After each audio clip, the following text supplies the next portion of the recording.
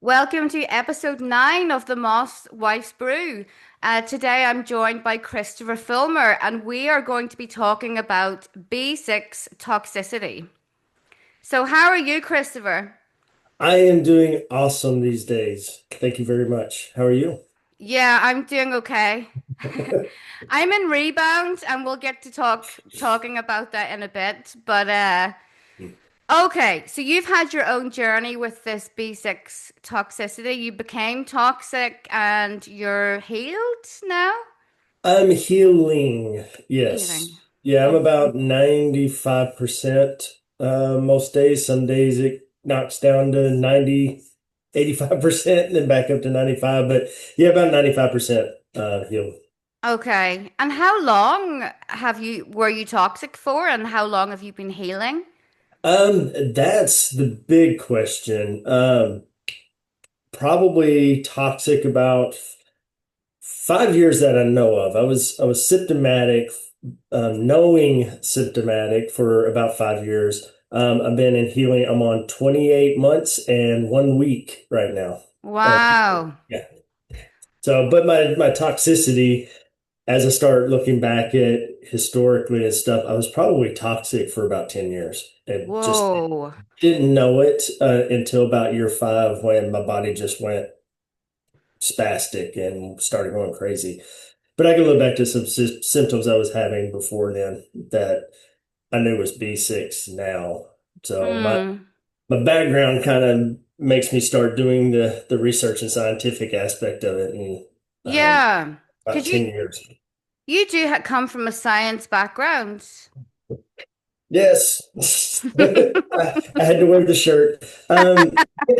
Yeah, so I'm a musician and an actor, and that's what really made me start seeing my symptoms more. But my professional background, I've been an environmental health and safety professional for about 30 years, 31 years. And a lot of that, I was an industrial toxicologist and industrial hygienist. So I studied how chemicals, hazardous materials affect people in the workplace when they're exposed to paints or solvents or hazardous materials, how their body just kind of goes crazy. And then I find ways to protect them and make them safe. So, that being said, poisoning myself for 10 plus years with a chemical and then not really knowing it really made me feel bad as a industrial toxicologist.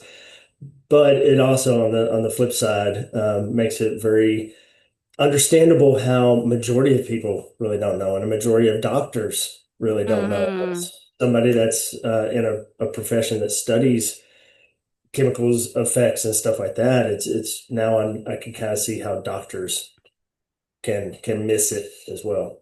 So Yeah. Yeah. So let's talk about the basics of it. So basically, if you take an excess or even eat an excess of B6, you can become toxic so it can be supplements, energy drinks, but even eating loads of beef all the time can get you there. yeah, so vitamin B6 can be a neurotoxin. The downside is most vitamins, and we've known this through basically. I remember hearing about vitamins and stuff when I was in elementary school. You take your Flintstone vitamins and all that kind of stuff. And most vitamins, honestly, do flush out your system. They once you get enough, vitamin D plus, D2 or something like that, your body says, okay, I don't need this excess, and it flushes it out. They're water soluble and all's good. However, there are a handful of vitamins that you can become toxic from. Vitamin A, vitamin B6, for example. Vitamin B6 in a nutshell is a neurotoxin. So it basically and I'm going simplistic terms, but it basically fries your small fiber nerves and your nervous system, your entire nervous system. So everything that your nervous system affects can get overloaded as you basically become toxic. But B6 is in everything. Mm. B6 it's a natural vitamin. You can get it in fruits, vegetables, nuts, meats, poultry, fish. Some have more B6 than others, like salmon is very high in B6, chicken is very high in B6. Some things are very low in B6. And then there's produced B6, stuff that's in energy drinks, vitamin supplements. It's in cereals, it's in fortified cereals and stuff like that. And they Mm. add B6 to be healthy. So a lot of healthy brand foods actually have loaded vitamins in there. And again, most of the vitamins are okay. It's no big deal. But some of these added that vitamins that can be toxic to us, that's where we have issues. And that's kind of what happened with me. I was overloading myself for years. That's where I Mm. kind of think I could go back 10 years because I was taking a men's multivitamin that had 300% the daily dose of B6 in it, just a men's complete vitamin. But I was also drinking Mm. pre-workout that had 300% RDA, Oh. your daily amount of B6 that you need, which for men at the time when I was younger was 1.4 milligrams a day. I was getting 300% then. So they were Mm. adding in 3 to 4 milligrams of B6. But I was also eating chicken broccoli rice, salmon Mm-hmm. broccoli rice, all these health bars and stuff like that. So once I finally realized that was toxic, and me and my fourth neurologist went back and started looking at what I was consuming 800 to 900% the daily dose every single day trying to be healthy for Yeah. years and years and years. So that's kind of what happens with B6. I rambled on that one, but No, sorry, no, I'm a little passionate. this is perfect. And Yeah, honestly, it's so similar to my own story. It was the energy drinks, it was the vitamin B complex, and then it Mhm. was the chicken, the beef, the liver pate, like Yeah. the whole works. So, what symptoms did you start to get?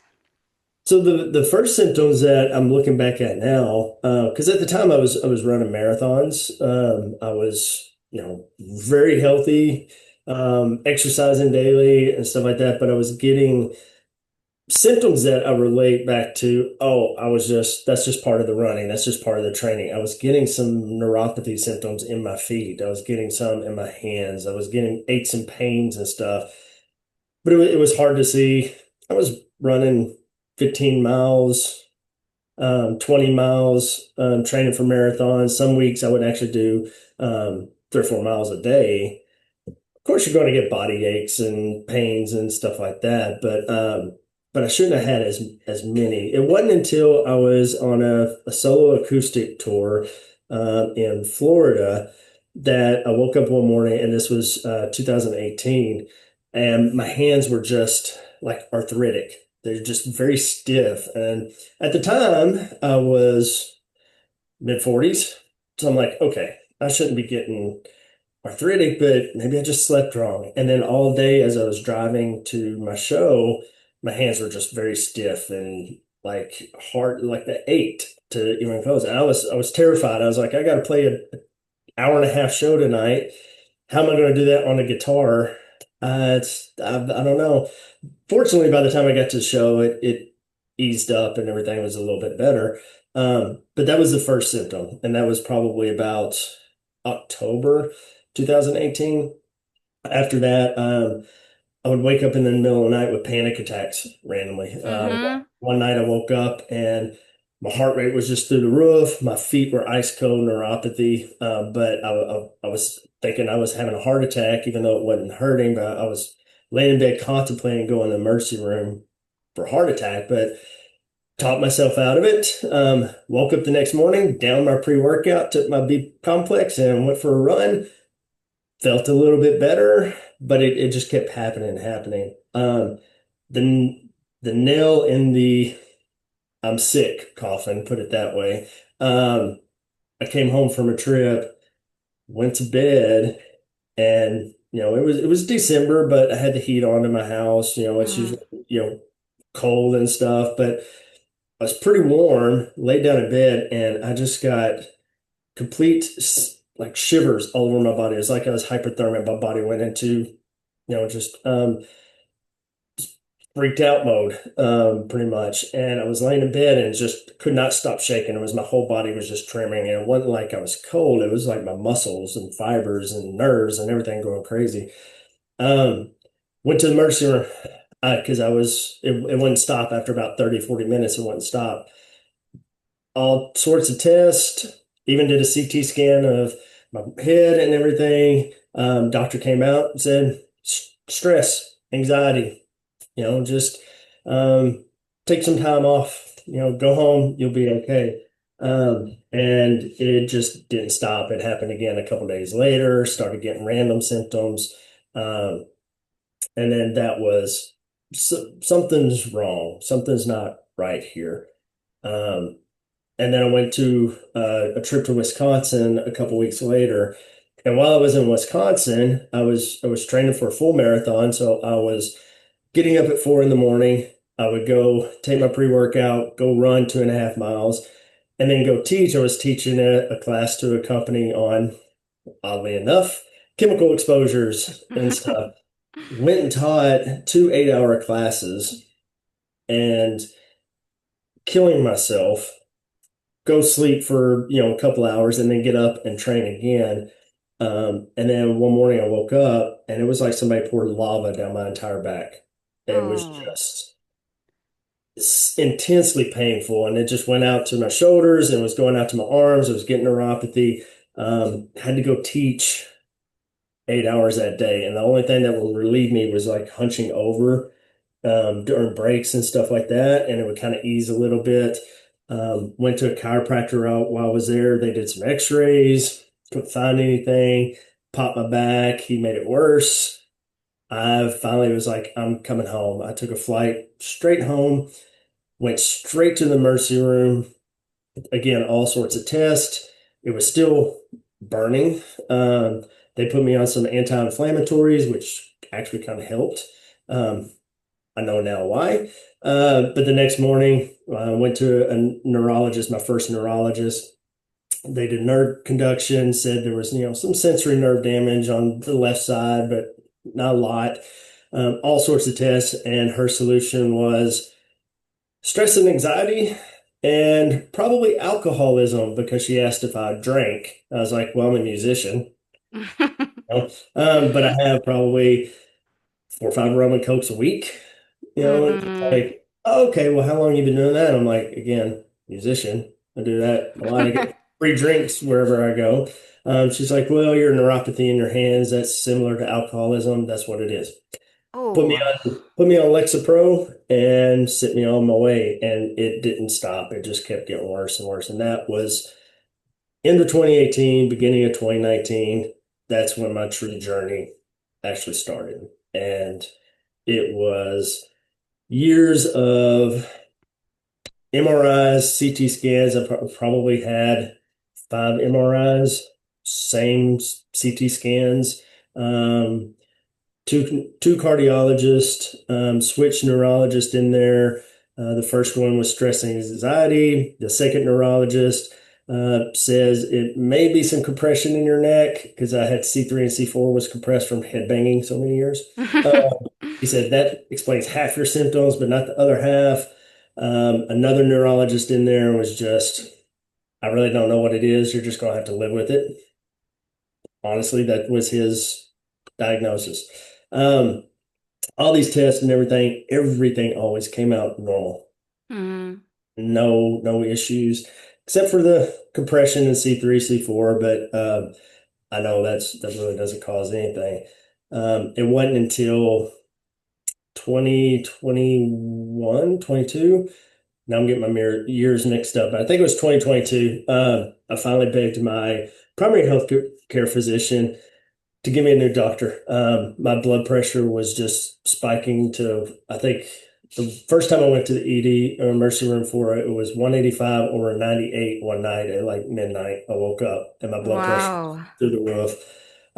My resting heart rate was just sitting on the couch relaxing was around 90, between 90 and 100. It's like something's not right.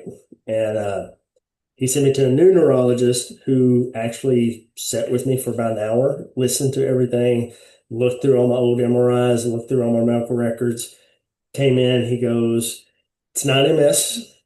It's not ALS. It's not, could be some autoimmune, but I really don't like that. Um, let's do some blood work. Are you cool with that?" And I'm like, "Stick me." Whatever. I remember they took 7 vials of blood that day. And he called me 3 days later and said, "Hey, do you do energy drinks?" I was like, "I'm drinking one right now, and I had three Oh. this morning." He's like, "Stop right now. Don't drink anymore. Don't take anything. Come see me." And we got you scheduled a couple days later. But come see me. You are extremely toxic for vitamin B6. I'm like, "Okay, what's, yeah, that's whatever." He's like, "Just stop everything and then come in and we'll talk." As soon as I got off the phone, I Googled it and was like, "Oh, for my French, shit, this is not good." But still didn't have the full grasp of it. But yeah, at the time, he said it was, my blood work was 200% over toxic levels. I was 200 times toxic level at that time. I still don't have my actual results. But yeah, I was extremely toxic at that moment. And then that was a journey, but he wasn't even fully aware. He has a lot of experience in vitamin B6, but he only knows what studies are out there, and the studies are very minimal. That, they gave a bunch of people some B6, and 6 months later, their symptoms were healed when they took them off of it after, a month or so. So that's what it takes. Come off B6, it'll take about 6 months, maybe a year tops, and you'll be completely healed. Um, that's not the case. And that's what he told me. He's like, "Just stay off all B6, just continue on everything else, and probably about 6 months, you'll be back to normal."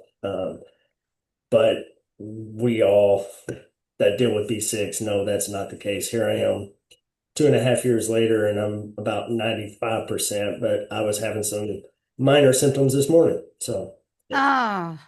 Yeah, it takes a long time to fully recover. Yeah, I mean, I didn't have extreme symptoms the way that you did. I started to drink sugar-free energy drinks, like maybe two or three a day, because Mhm. I'm a lifelong type 1 diabetic Oh, okay. and I'm already restricted. So if I like the taste of something and it doesn't spike my blood sugar, I'm going to drink it. And Yeah, initially, exactly. yeah, initially I felt fantastic. I was writing and get everything done, and I was so buzzed and full of energy all the time. Then I Mhm. started to notice that my vision was getting kind of blurry, which as a diabetic is extremely concerning. Yes. So I got them screened. Didn't have retinopathy, thank goodness. But my vision was just like decreasing and getting really blurred. I also had a halo. So if I looked at my phone, looking at Instagram or whatever, it kind Yeah. of, there's a halo of light off it. And I was like, what the hell is wrong with me? What's going on? Yeah. Extreme anxiety, which I had never had before in my life. And it was just like a terror or like a terror attack. Not really a panic. It's like, oh my God, I'm going to die kind of thing. Yeah. Irrational fears about things. And so I kind of went on like that, I guess, for about a year. Then I saw this reel on Instagram. This guy swore that drinking tons of Monster put him into kidney failure. And people say things, but that kind of stayed in my mind. Yeah. And Yeah. then I read another one of someone swearing that it gave them kidney failure. Yeah. So as a diabetic, I don't want that. Not that anybody wants that. So I stopped the energy drinks, but I was still taking the B complex, Hmm. and I kind of went along. Then I moved to Denmark from Ireland while I was toxic. Got a horse and a bunch of other animals, and then I was still having symptoms, extreme coldness in Yeah. my body, which always seemed to happen at night just after I ate my dinner. Hmm. And I'd be walking around in a bathrobe, like shivering, and everyone's like, it's warm. What's wrong with you? Yeah. And then I was just really depressed about it and didn't know what was wrong. So something came in my mind to start to Google like vitamin toxicity. And then I came across the group, the B6 Toxicity group on Mhm. Facebook, which is just brilliant. Yeah. And started the protocol in June. And a lot of things are better for me, but the neuropathy is a killer. Yeah. Yeah, it is. And it's in my hands. So I have two horses now. I have to do mucking out, riding, lifting heavy things. But to be honest, I feel that it helps. Yeah, it does. The exercise is part of the protocol. Why don't we talk about the protocol and what it Okay. entails? Yeah, yeah, definitely. And sadly, if I were to talk about my entire story, my entire symptom journey and everything, it would be a whole series of podcasts. And I've actually thought about doing that, not Mm. podcasts, posting some videos and stuff. But yeah, my symptoms throughout that whole journey, there was so many random. I got the vision issues, I got the halos, I got the aura, light aura that most MS people get, which is one thing that terrified me. All sorts of issues and stuff.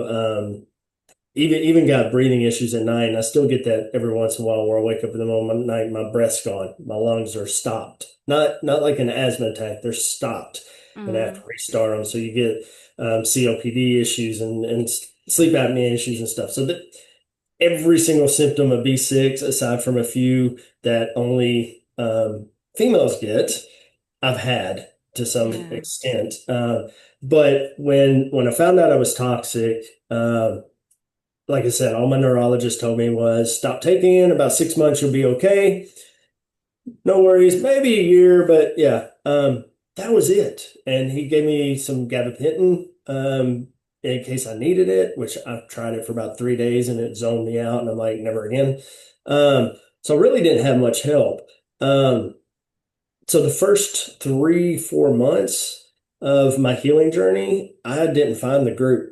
I would Google some stuff, but I would just kind of scroll past it because I know, like you hear the people talking about Monster giving them kidney failure, and the Mm. next video you scroll and it'll say Monster will actually cure all your illnesses and stuff, and then you scroll to the next one and Monster will kill you if you don't. Yeah.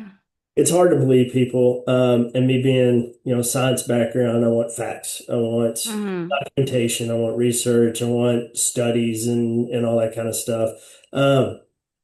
But it wasn't until about 4 months, and I didn't know it at the time. I was going through recall, that I was just having these random symptoms.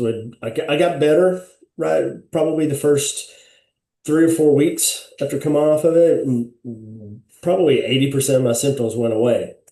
Honeymoon period. I'm like, my doctor's right. We finally found the cure. We're good. But I was still eating chicken, broccoli, and rice. I was still eating salmon. I was still loading up on natural B6. So I was still toxic.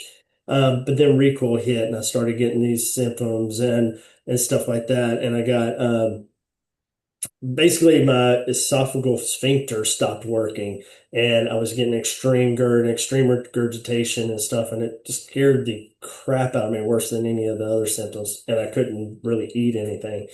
So I started Googling and I came across Understanding B6 Toxicity website, started reading into it, seeing that it's based on the science of it, not, you know, any of the other factors. It was based on science and research and groups and stuff like that, and the protocol. And Hmm. got into the Facebook group and started researching in the Facebook group and saw the protocol, and I was like, let me try.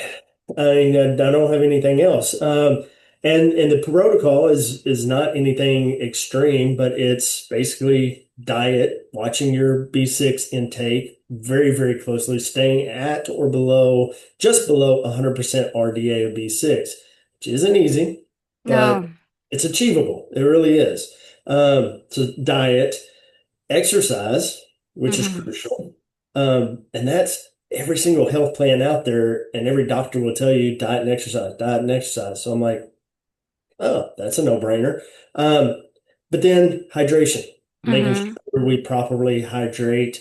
Um, but specific hydration is not just, hey, drink 8 glasses of water, but it's drinking salted water to increase um, low blood volume and stuff like that, which is one of our big symptoms. One of our big causes of symptoms is low blood volume, which I didn't know at the time, but we're trying to um, cause vasoconstriction, increase our blood volume to decrease a lot of those symptoms like dizziness, lightheaded, some of the neuropathy symptoms that happen to our autonomic nervous system and stuff. So, um, but yeah, that's basically it is, diet, exercise, and hydration. Hydration. That's okay. What doctor out there would say, hey, don't do that?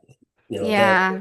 leave a doctor if they say, hey, don't watch your diet, don't exercise, and don't hydrate properly. So I jumped on the protocol, and that's when I really claimed my true healing journey started, is when I got on the protocol, because then I started seeing true results and stuff like that. And again, it's not perfect, but it works. Yeah. I was kind of resistant to the idea for a couple of weeks. Not the food, the dietary aspect, but drinking the vast amounts of liquids. And I was like, I can't do that. But actually, it makes you feel so good that you kind of forget how much you're drinking. Uh, but the symptoms are so varied as well. I've noticed from person to person. I mean, Mhm. I got stuff like breast pain and armpit pain. Yeah. And I searched on the group, and other women were talking about that. I was sure that I was dying and I had some kind of leukemia or something. And yeah, it's varied. The symptoms. Yeah, it really is. And it's because everybody's story is different. We'll want to say everybody's body is different, but everybody's story is different. It all is dependent on how toxic you are, what kind of toxicity you have, where you're getting it from. Because there's people that get B6 toxicity from just food. They're not doing energy drinks or anything. So, but also genetics plays into it. There are some people that are predisposed to autoimmune disorders or have autoimmune disorders, so their nervous system's already um, predisposed, but then other health conditions play into it too, and then how your healing journey. Some people that want to run versus just walk, that plays a lot into your physiology of how you heal and stuff. So that being said, your symptoms are going to vary on that as well. So all those factors play into where one person may get neuropathy in their hands and feet, and then another person says, "I've never gotten neuropathy in my hands and feet. So do I have it?" Hmm. It's like, yeah, because I did get neuropathy in my hands and feet, but eventually that went away, and I started getting more systemic issues, blood Mm. pressure, breathing issues, digestion issues, true functional stuff that I'm and it's bad because now in the Facebook group, which has been a lifesaver for myself Hmm. and other people, because it helps us not be alone. But I'm reading some of the posts in there, and somebody would, and I hate saying this, but somebody would say, I got neuropathy in my feet or something like that, and I can't stand this. And I'm like, I can't breathe or digest or almost died, take my hands off and, Yeah. kind of thing. But everybody's journey is different. Everybody's suffer is different. So Mm. yeah, I may have my symptoms and stuff like that, but I'm not living somebody else's journey and they're not living mine. So somebody having neuropathy in their hands and their hands or their living or their life and stuff like that, that's devastating, Yeah.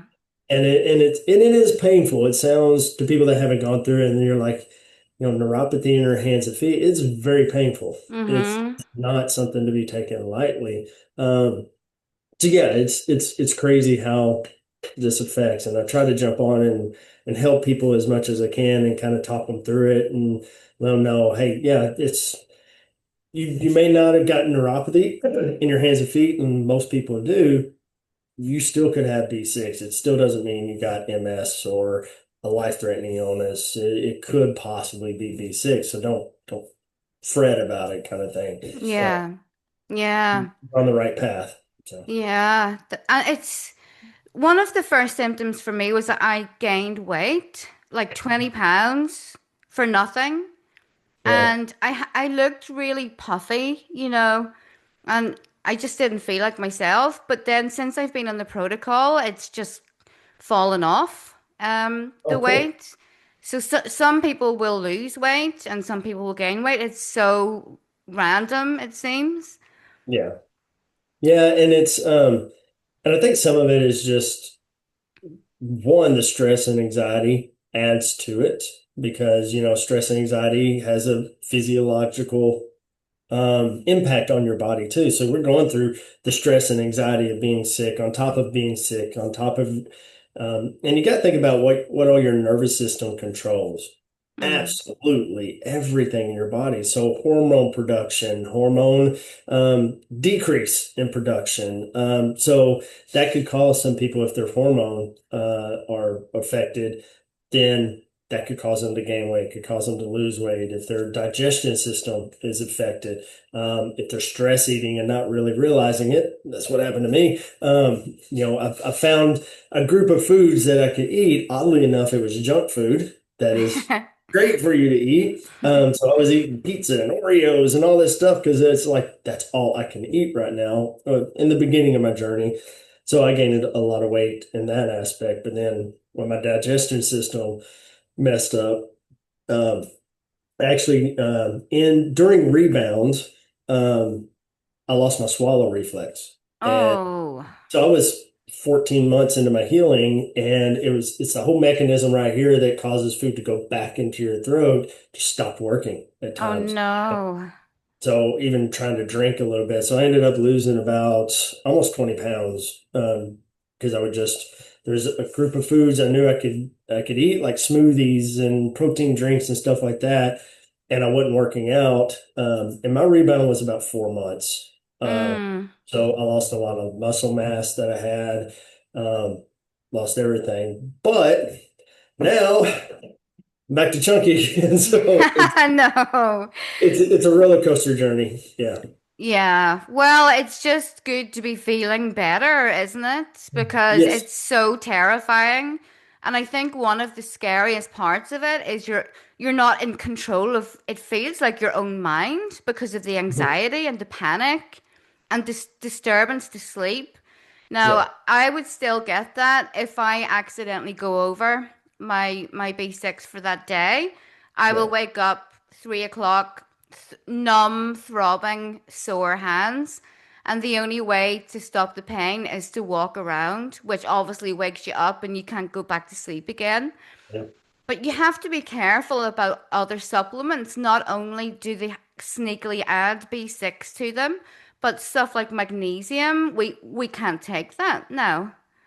Yeah. Yeah. Because it's a vasodilator, so it can actually cause your veins to increase, which drops your blood volume, which can add into some of those symptoms like the lightheaded, dizziness, blood pressure drops, all those things. So yeah, magnesium could do that. Other things can add to it as well. So. Yeah, I need Yeah.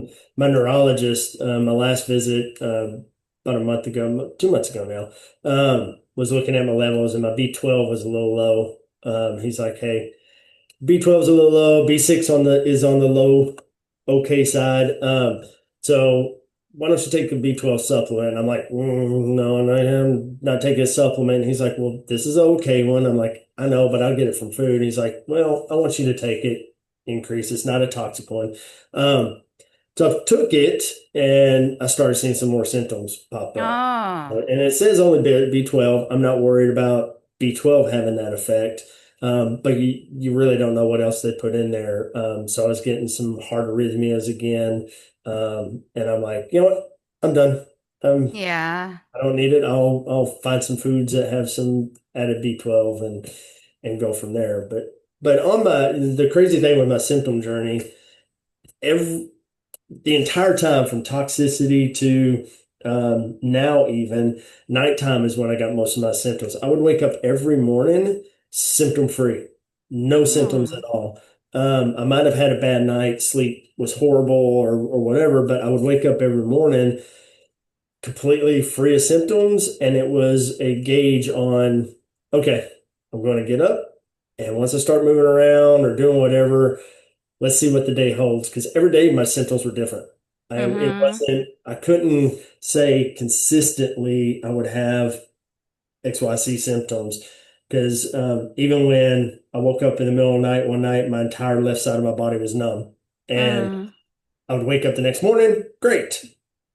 And then maybe my foot was numb and my hand was numb, but the rest of my body is okay. So it was a weird process of waking up going, what's going to happen today? And Hmm. I still today I have some PTSD from it. I'll throw that out there that because I still have some nights where I sleep horribly or have these minor symptoms come up, and it kind of flashes me back to, oh crap, is this the start of a third rebound? Because I've had a Yeah. second rebound there for a little bit. Is what's going to happen, and it's just a minor hiccup, a minor little fluke, and then I go about my day. And it could have been because I ate a little too much B6 that day, Hmm. or just my body's still healing. Because the journey does this, and it kind of over time it slowly, but you'll have spikes of symptoms and stuff, and then you'll come down and get better, and then it'll go up, and that's just how your body's nerves heal. That's has nothing to do with B6. It's if somebody has nerve damage from an illness or an incident or something like that, nerves heal that way. So we just fried our entire nervous system. So Yeah. it's going to do this. Yeah, it's just, it's funny because looking back, if I'm making an astrology forecast or anything, I'm always telling people don't fry your nervous system by watching all of this negative news all the time. Meanwhile, I was frying my own nervous system with like energy drinks and B Yeah. complex. Oh yeah, I was doing the same thing. I was going up to people saying, "Hey, you're breathing in this toxic chemical. Quit killing yourself. Wear this respirator or something like that." And then I would leave and down a pre-workout or energy drink and poison myself and stuff like that. So I finally come to a point in my healing. I kind of set that guilt aside and stuff. Meditation helped tremendous Yeah. on it. I actually had a spiritual awakening. That was part of my healing journey that I really came to terms with myself, my inner self, the universe, all that good stuff, and got into meditation and yoga. Hmm. Uh, I been begging Beth a little bit to, hey, you should add that to the protocol, meditation and yoga, because Yeah. it helps. Yeah. And yoga is, perfect exercise for it because it's stretching. We do that in physical therapy for nerve damage and injuries and stuff like that, stretching and yoga. I would do that every single morning. I would meditate for at least 15 minutes every morning. And then some days I'd just go for a walk. Some days I would go hit the gym and just I would listen to my body after I did that. But Mm. meditation and yoga was like my center point of healing throughout it and the protocol too. So, That's great. Yeah, it's helped me a lot as well. And actually, like you, most of my symptoms would happen at night. oh yeah. And then wake up, have coffee, thank goodness I can still have a cup of coffee in the morning and feel great, even though I'm tired and things like that. For me, the most difficult part, I think, is the food because like I said, I'm a type 1 diabetic and Mhm. I've always eaten kind of low carb, like since about 2005. And it's the chicken, it's the salmon, beef and stuff. But all of a sudden, I'm quite restricted when it comes to animal proteins. And Yes. I can't like fill my belly with a big bowl of rice because then I can't control my blood sugar. Right. And then that's the last thing that I need right now. So I feel like I'm always hungry. I get that. Yeah. Yeah, the diet protocol, that's I think that's the biggest hiccup for everybody because I get a lot of Facebook messages and stuff from people, especially um exercise enthusiasts, bodybuilders and stuff that they're like and oddly enough, that's who becomes toxic a lot of times because we're doing pre-workouts and taking vitamins and excuse me, eating a lot of B6. And they'll kind of come to me and say, "Hey, I still need to get my 190 grams of protein a day, and this diet can't do it. I just can't do this diet." And it's like, yeah, yeah, you can. It just takes work. It's a Mm-hmm. lifestyle change. It's not a diet, even though we call it a diet. It's Mm-hmm. truly a lifestyle change and a mindset change. Your body's healing. You Yeah. you injured yourself, and like with any injury, you got to go through rehab. And we're in rehab. We're a different kind of rehab, but it's a lifestyle change, just like being diabetic. Somebody with a food allergy or something like that, they have to adjust their diet based on that to heal or stay healed from it. So we got to do the same thing. But honestly, there's foods out there. I finally found the right diet for me using Chronometer is an app we use to track our food. Because there's one, I get this acronym wrong all the time. NDDB um, reading in chronometer that actually shows the B6. There's some others on there, CRB and some other agencies and stuff that don't. But once you track it in there, I finally found a diet. I was getting 180 grams of protein a day and staying just right at 99% RDA each day. Mm-hmm. So once I finally found that, and it's a lot of food too. I was using Owen at protein drinks. I reached out to the Owen company, OWYN, and their health nutritionist and the scientist there. The 32 gram and 20 gram protein drinks have 3% RDA of B6 in it.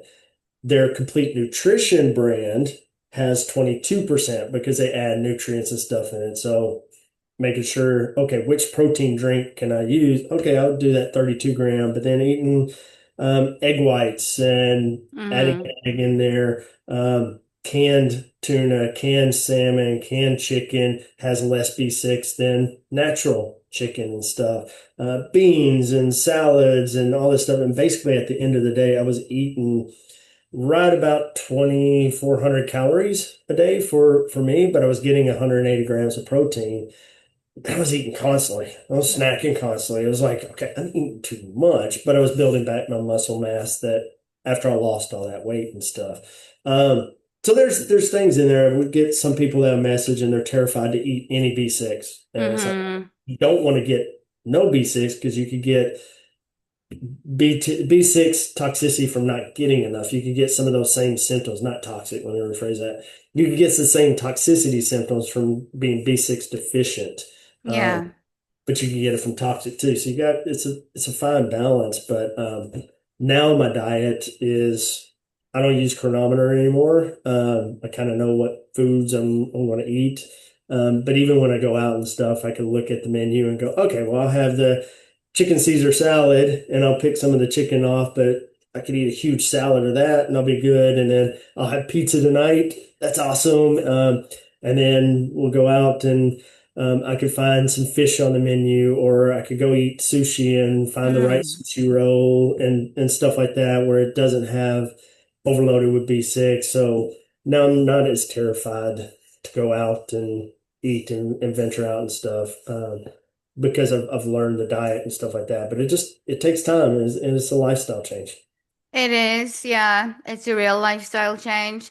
I noticed that when I went too low before I was tracking it properly, that actually, yeah, it made my symptoms a lot worse overnight. Hmm. So tracking is really the only way to do this. Yep. And I was also thinking, I know there's going to be no research in this whatsoever, but I feed my cats a raw diet. And I get this supplement for them. It's called Fellini Complete, and it's like bone powder, but it's got quite a lot of B6 in it. And I was just thinking, I don't know if I want to give them this anymore. Probably not. Yeah. Yeah, I mean, you Yeah. never know what their bodies can take and stuff too. And going come back onto the protocol as we were talking, and maybe remember too that we have a lot of people that have blood pressure issues and stuff, high blood pressure, and they're worried about the hydration part of the protocol because we put salt in our water. We want to drink 3 to 4 liters of water a day Hmm. on the protocol, which a lot of people freak out about that. And it's like, that's just too much water. I'll get water toxicity, which that is such a thing. You can actually get water toxicity and it can be fatal, but you would have to drink a gallon of water an hour every hour and basically 20-gallon drum of water in a sitting to be toxic. It does take a lot of water to be toxic.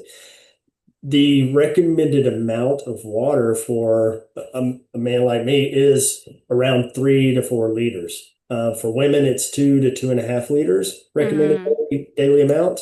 And that's coming from drinking or foods, and you get a lot of hydration from foods and stuff too. So it's not a lot of water, saying 3 to 4 liters. But the salt in it is, I get this wrong every time, 1/8 teaspoon per liter. Uh, Hmm. and over the protocol, you're taking about 3/8 to a quarter teaspoon, which is about the same salt in a Big Mac. So Yeah. so it's not a lot of salt. And talking to my doctor, because I had high blood pressure from B6, I was on lisinopril blood pressure medication and stuff like that. Mentioned the protocol, and he's like, "Well, as long as you drink Pedialyte with it and you're getting your electrolytes, potassium and glucose, sugar and stuff like that, you should be all right with that amount of salt. That's not big. You just watch it. And honestly, over I guess about 8 months of being on the protocol and doing that hydration with the salt, I came off my blood pressure medication. My blood pressure lowered down That's enough to good. where it stayed consistent normal. Now, somebody with blood pressure, high blood pressure, always talk to your doctor about it first. Mention Hmm. the protocol, tell them what all you're doing, get your doctor's guidance on it. Don't just try it and stuff because it could cause some blood pressure issues. You are taking added salt in it.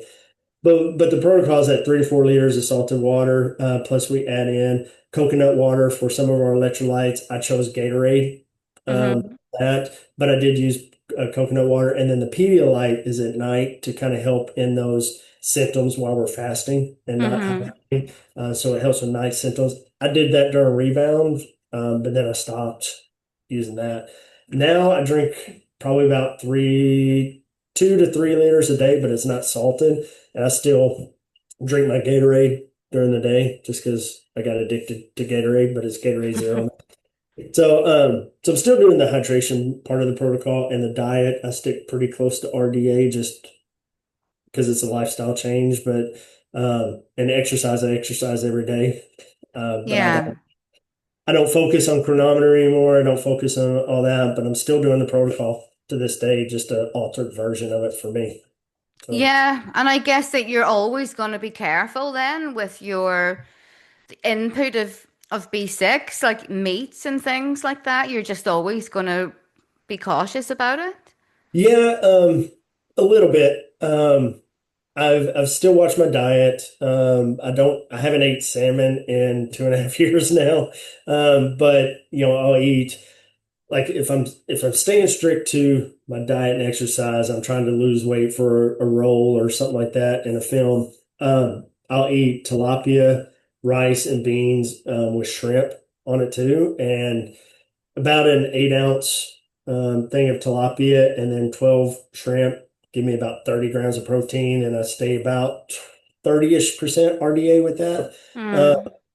and I'll eat tuna fish for lunch. I'll eat salads and stuff, but I'm actually going next week is my birthday, and me and a buddy are going to do a training class to judge barbecue competitions. Yeah, I did one 7 months ago. I volunteered to be a judge at a barbecue competition here. I'm not far from Memphis in Tennessee here in the United States, and that's the home of barbecue. So barbecue is pretty big, but that's for a vitamin B6 sufferer, that is like diving into a pit of snakes kind of feel. Yeah, it Um, is.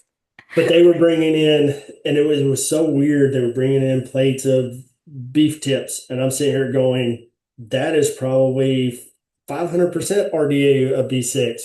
Let's dive in. But over the course of the day, I was just taking nibbles and stuff, and I probably did go over RDA, just taking a bite, writing down my notes and everything. And I did get some symptoms that day, pretty mild. I got kind of the disassociated feeling, Mm-hmm. little vision issues as I was driving home, and this was like over 5 hour judging period. And then for a couple days later, it felt a little weird, but then I got better. I'm like, hey, I can do this. It's not that bad. So yeah, let me try it again. So I went out and had a steak, but I only got like a 6 ounce steak. I ate more of my other stuff like onion rings instead of fries and stuff like that. And it didn't affect me. So I started trying here and there. I would eat a burger when people bring burgers out and stuff. But I learned to gauge it to where, okay, if I'm eating a steak today, the rest of the week, I'm really going to watch it. I'm not going to Mm-hmm. sit here and eat a steak every day and just go crazy. No. I could venture out. I could have these foods, but then the rest of the week, I'm going to let my body heal and adjust from it because I am overloading it a little bit.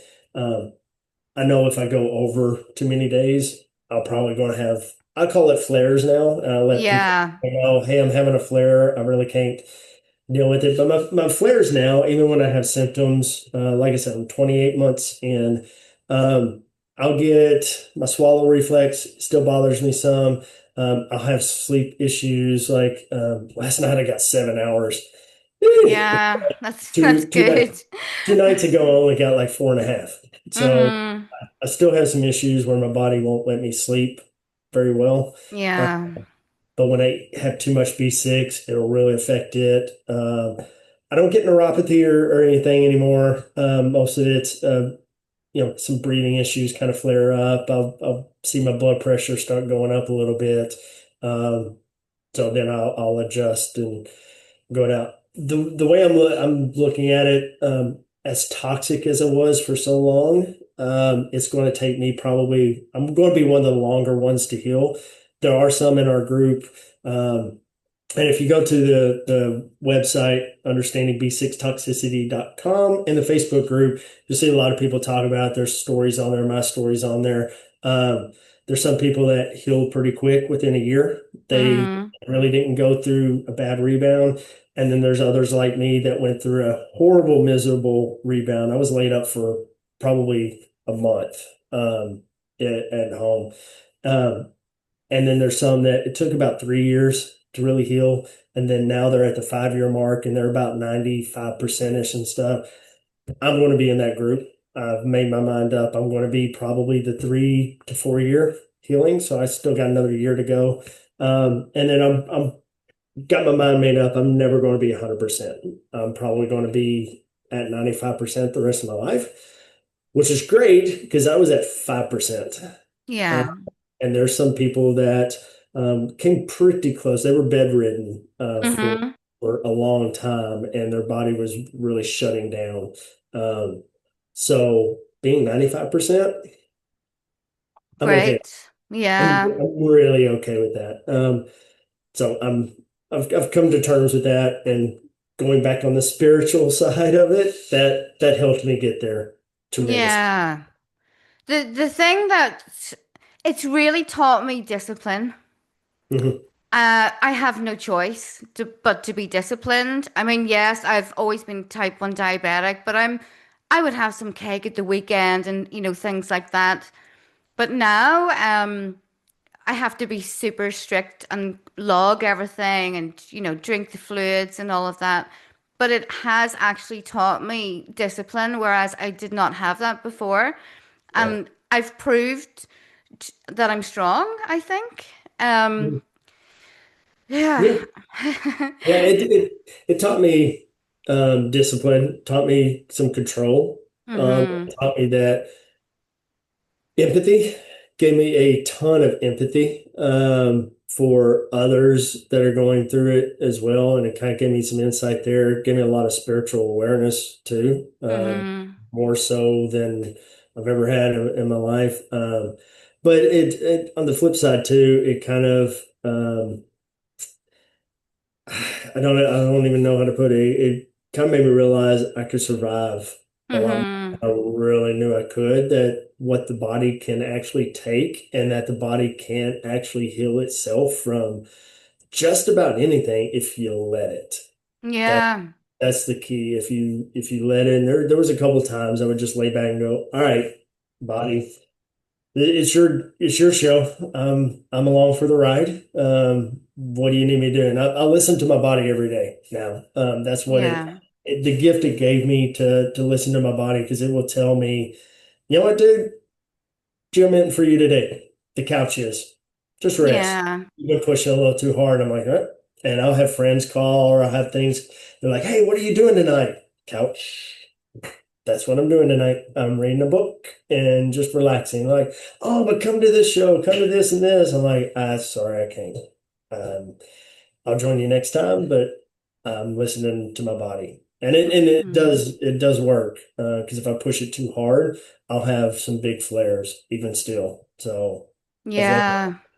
Yeah. You have to have really good boundaries Mhm. when you have this. It's for me, it would be I would have a lot of people emailing and messaging, about my astrology business and stuff like that, and I just can't reply all the time because I'm trying to focus on myself, and if I'm having a panic attack or I have to go outside and, do some weeding in the garden or do something with my horses, you really have to stand up for yourself with Yeah, this. And yeah. something else I've been thinking about is, over the COVID years, people were taking a lot of vitamin C, and, some of those vitamin C things, they're full of like B6, and there's like 300%. And I wonder how many people are toxic and suffering so much, and they have no idea what is happening to them. Yeah, we actually had a side conversation in the B6 group. A lot of that was through research within the group, sufferers that went through it and dug in and research.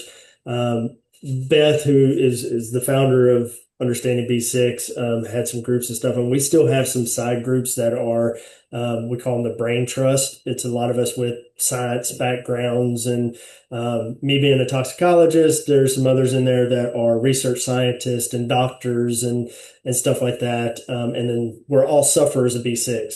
It's not Mm, bring somebody in that has no idea. We're all sufferers and stuff. And we have side conversations on the science behind it. mm-hmm. That's what we focus on, the science behind it. But we've had some on the COVID aspect that, we're probably sure there was a lot of COVID symptoms that happened because one of the I'm having a bit of brain fog. That's okay. That's That's one of the okay. symptoms. So the word for causing something, but one of the, I want to say pinnacles of it, but catalyst. That's what I'm thinking. Yeah. Yeah. Um, and brain fog is one of the major symptoms that all of us suffer from. But one of Mm-hmm. the catalysts of your symptoms is dehydration. So, you can get dehydrated from an illness, sickness, and stuff like that. So we're kind of thinking that a lot of the COVID sufferers and stuff were having the long COVID symptoms. Mm-hmm. It could actually be B6 toxicity Yep. because dehydration caused was a catalyst for these long-term symptoms, but then they were overdosing with vitamins, trying to stay healthy. A lot of people went on healthy diets and started taking, vitamins and stuff like that, and then they get dehydrated and bam, symptoms Mm-hmm. flare up and stuff like that. So we've had some side conversations on, long COVID could actually be B6 toxicity. So there could be a ton of sufferers out there that just have no idea. Yeah. It's so sad to think about. Mhm. And I'm sure you're like me that when you're in the supermarket and the person in front of you has like a basket full of energy drinks, you kind of cringe. Yeah. And especially when it's teenagers, the teenagers love energy drinks and you see them just drinking them constantly. And I'm just, oh no. Yeah. Should I be that woman that says something, but they probably wouldn't listen anyway? No, I've helped a few people, so a few of my friends, kind of look at what they were doing and stuff like that. Because, and that's you talked a little bit about it before, but that's one of the bad things about this. It's an invisible illness. You know, a lot of people are like, you don't look sick, and they don't really Yeah. understand that. And it's hard to explain to somebody, hey, I got vitamin B6 toxicity. Because I even told an ER nurse that's what I had, and or a doctor, I mean, and she looked at me and she goes, "That's not a thing." I'm like, Oh, "Yeah, it is." And she goes, "No, vitamins flush out your system. That's not a thing." I'm like, I, I'm a toxicologist, industrial toxicologist, so yes, it actually is a thing. And she kind of looked at me and she goes, "Well, let's do some tests anyway," you know. And I just shut up after that point. But talking to people and you're like, "Hey, I'm sick, I'm healing, I'm alive." They're like, "Oh, what do you got? Cancer and stuff?" I was like, "No, B6 toxicity." And like, yeah. anyway, you look Yeah. great, you work out every day, you're not sick, you don't look sick, that kind of thing. And it's like, okay. I've finally got to the point of going, well, I have a nervous system issue or a nervous system Mm. disorder that I'm healing from. But I'm doing much better nowadays. And then when they ask, basically my entire nervous system fried, and it's taken me a few years to heal from it. I still get some issues and stuff every once in a while, but I'm doing much better. So I have to Yeah. watch what I'm eating and stuff. So that's it. I've learned to talk to people a little bit differently, and instead of trying to explain my full story, if they speak up and go, basically, well, tell me about it, then I'll start giving them some of the symptoms that they may have, to kind of build awareness and stuff of it. Well, I got neuropathy, my hands were stiff, I was getting these issues and stuff. And I do have a few people go, dude, I got some of those symptoms and stuff too. I'm like, that energy drink you're drinking? That's where I got it. They're like, oh crap. And then it starts the conversation that way. And I try not to be evasive. Somebody in the Hmm. grocery store, when I see them pick up the 12-pack of Monster, dude, you're going to die. Oh, yeah. I don't want to be that person, but I was on out of the side of my eye, I'll be like, I oh. know. I'm exactly the same now. And my parents, they're boomers, and they won't listen to anything that I say, because they haven't seen it on the news or the TV. And Yeah, my mother is taking B6, multivitamins. It's in this, it's in that.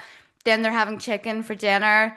And she has got some of the symptoms that I have, milder, I guess, but they won't listen. What do yeah. you do? Yeah, my mom, I love her to death, and she's 76. She has some health issues and stuff too. She's got some autoimmune issues. That's what scared me at first. We have autoimmune issues in our family. So and fortunately I don't. But she'll come over some days and she's like, "Hey, I went to the grocery store and I brought this chicken for you. I got you a rotisserie Oh. chicken," because I used to eat those all the time. And I'm like, "Oh, thanks, Mom, but I can't eat that, remember?" She's like, "Oh, I can't even Oh. remember what you can or can't eat." And I'm like, I appreciate that because it and I had my boss at work do this the other day. I've explained to them too. They'll go out to eat at like a rib joint or something like that, and here I am eating a salad and stuff. And I tell them I'm on a diet. That usually Mm. gets people calmed down. But then they'll come in and I'm sitting there eating Reese's peanut butter cups or Oreos or something. He's like, "Thought you were on a diet." I'm like, "Well, yeah." He's like, "Well, why are you eating Oreos?" I'm like, "Well, it's in my diet." He's like, Mm. "I don't understand you." And he'll just walk off. I'm like, because there's no B6 in Oreos. I can eat Oreos all day long. I'm getting fat, but still. Um, See, that's what throws people off too. I just love it. Yeah, yeah. I mean, just like it's what we said in the beginning of this conversation. Everyone thinks that you just pee the excess out, Mhm. including that's what I thought. Assumably you as well before you came across this. But Yeah. it's just yeah, it's crazy. Well, even people in the group and the sufferers and stuff, they're like, well, we do the hydration so we could pee the excess B6 out so we won't keep getting toxins. It's like, no, that's actually not why we're doing the hydration. No. Don't it does flush out of your body eventually, but we're doing that for symptoms and stuff like that. So we even have to coach people that have B6 on why we do certain things and that we don't actually pee it out and it builds up and it's a hard struggle because Yeah. a lot of us are the admins and even the experts and stuff that are on the group, we're still suffering from it. So we still get the brain fog, we get the anxiety, we get the Mm, PTSD. So we're trying to help people. And even doing this podcast and stuff like that, it relives some of those moments and stuff. yeah. So we're suffering through it too, and there's some days where we'll go in the admin group, and I had to bounce out of the admin group for a while. I was like, I just can't take this anymore. Mm, I'm going through rebound, and I got people messaging me going, "Help me, help me." I'm like, "Who the heck's yeah. helping me? Nobody's helping me." And I'm I like, know. I just got to jump out for a little while, and then I get feeling better, and then I'm like, "Hey, yeah, I'll gladly do this podcast because I'm feeling much better, and let me see how many people I can help." So Yeah. Yeah. yeah, It it's it's that it, journey. it's a journey. It's up and down, and yeah, I mean, the group, it's really great because if I have a symptom, I can kind of search and go, okay, it's not just me. Everyone else has got that. I'm not going to die immediately. Yes. But then you hear about people that can't walk and they're bedridden. I mean, I've never been like that, touch wood. I hope that doesn't happen. But Yeah. some of it is horrifying. Yeah, yeah. I'm not going to say any names of anybody, but there was one girl that was she was bedridden, couldn't walk. Found out she was B6 toxic. Was basically freaking out. Was going through recoil, and it got worse. And recoil, you get tremendously worse. Recoil, you get tremendously worse. Um, and she was going through that, and she's like, I'm getting worse. This isn't working. It's like, stay the course. Stay the course. Just stay on the protocol. You're going to get worse. It's going to be horrible. It could be a week. It could be a couple weeks. It could be a couple months. Stay the course. And she did. And then I remember I'm going to cry. Yeah, I What feel made me emotional. cry? I feel emotional as Yeah. well. But It's she messaged, and she's like, "Oh my God, I took my first step, the first step I have in months." And it's like, stay the course, just stay the course. uh, And then she finally sent a text one time. She was on a subway by oh, herself. that's great. She didn't need help. She was still with a walker and everything, but she's like, I'm venturing out in the city now. I was like, stay the course. I haven't talked to her in a while because, people get better and they bounce out. Some of Mm-hmm. our long-term healers, they get better and can't take the PTSD part of it and Mm-hmm. out of it and come back. So in the group, you don't see a lot of people going, hey, I'm 100% healed, because you need the mental healing too. So a lot of people, once they get healed, just don't come back and they delete. Yeah.